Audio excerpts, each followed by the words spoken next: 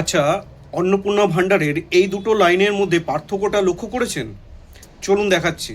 তো অন্নপূর্ণা ভাণ্ডার যখন অ্যাপ্লাই হয়েছিল মানে অ্যাপ্লিকেশন ফর্মে, তখন এই লেখাটা ছিল মানে does your house have greater than equal to 3 পাকা রুমস, মানে হচ্ছে আপনার বর্তমানে 3টে বা তার বেশি রুম আছে। যদি থাকে ইয়েস করুন, যদি না থাকে নো করুন। এবার সেক্ষেত্রে অনেকে এটিকে ইয়েস করেছেন এবং যার জন্য এখন অবজেকশন এসছে।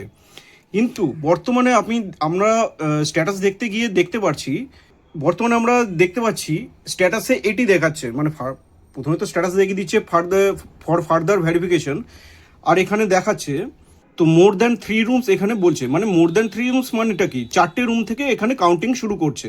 তো এইটা হচ্ছে কমপ্লিটলি আমার একটা ব্যক্তিগত অবজারভেশন। আপনাদের কি মতামত অবশ্যই কমেন্ট করে জানান। আর যদি মনে করেন যে এটা একটু হেল্পফুল হবে, তাহলে অবশ্যই লাইক অ্যান্ড শেয়ার করতে ভুলবেন না। ধন্যবাদ।